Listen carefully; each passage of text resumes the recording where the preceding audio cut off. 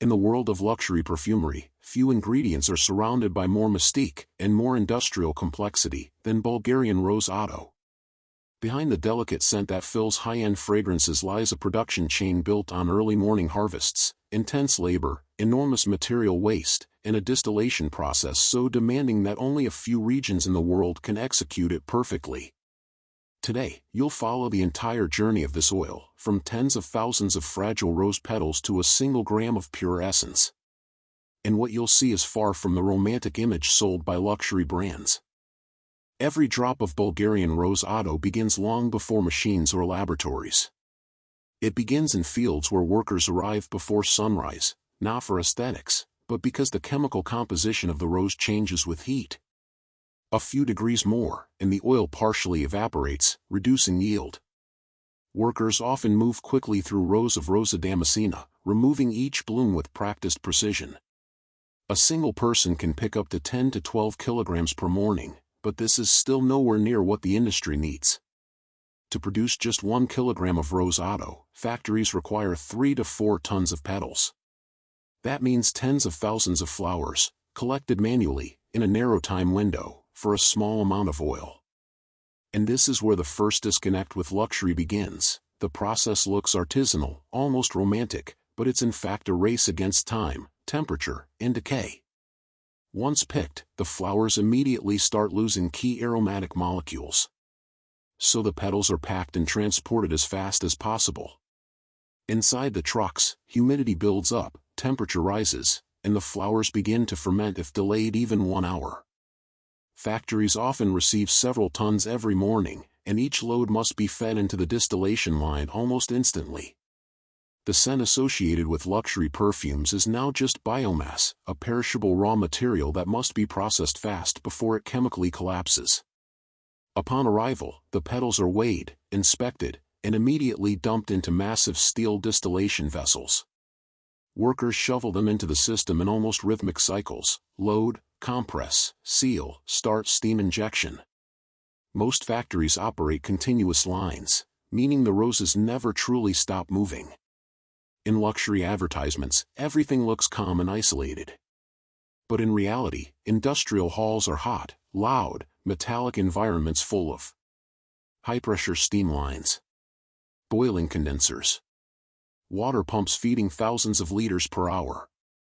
Here, the aroma of roses is not gentle, it's overwhelming and almost chemical. Steam distillation is the only way to produce real Bulgarian Rose Otto. Inside the still, steam passes through the compressed petals, dissolving the essential oil and forcing it upward through a long steel column. This raw vapor mixture then travels into condensers, usually cooled with continuously recycled industrial water.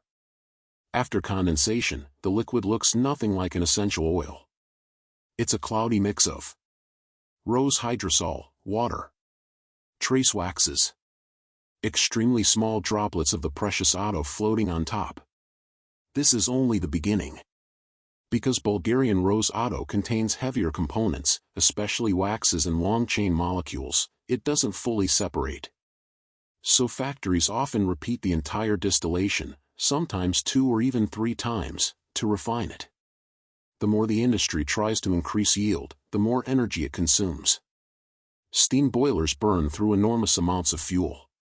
Cooling towers run non-stop. Water recycling systems operate continuously. Luxury fragrance, built on industrial heat and noise. The hydrosol, the leftover water from the first distillation, still contains dissolved aromatic molecules. So factories redistill it, extracting every remaining microdrop of oil. In this second pass, workers monitor gauges constantly. Too much heat? The oil burns. Too little? The molecules don't separate. Pressure fluctuations can ruin entire batches.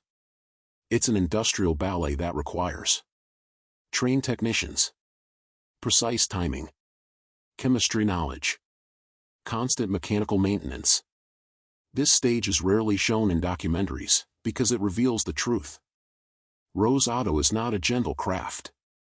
It's a high-stress industrial process synchronized with the fragility of nature.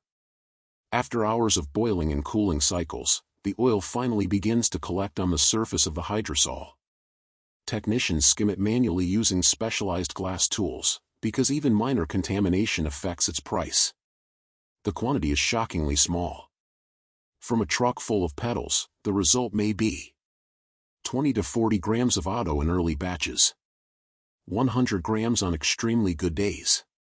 Sometimes nothing, if weather conditions ruin the blossoms. Each droplet is the result of mechanical pressure, thermal control, and the physical limitations of nature. Once collected, the oil heads to the lab. Here begins the real examination. Gas chromatography. Purity analysis. Wax content measurement. Molecule stability tests. Contamination scan for pesticide residue. Luxury brands show crystal bottles in golden liquid. But they never show technicians running spectrometers, rejecting entire batches for molecular imbalance. Rose Otto is extremely chemically sensitive. If the harvest temperature shifted by 2 to 3 degrees. If the flowers arrived late. If the boiler lost pressure. If the cooling water was too warm. The oil can darken, oxidize, or lose key molecules such as citronellol, nerol, and damascenone. Every batch is a technical battle. Once approved, the oil is filtered through micromesh screens, slowly cooled and reheated to adjust crystallization. Because Rose Otto solidifies at room temperature, technicians must warm it gently until it becomes transparent. A mistake here can degrade the oil permanently.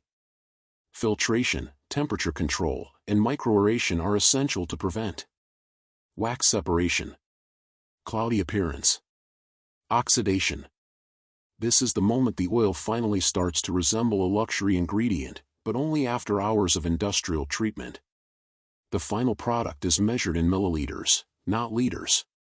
Glass vials are sterilized, heated, and filled manually or semi-automatically. A worker's hand may hold a vial worth more than his monthly salary. This is the first time the oil looks like luxury. But everything before this moment was noise, heat, weight, exhaustion, timing, chemistry, and risk.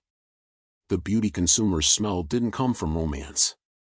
It came from industrial discipline.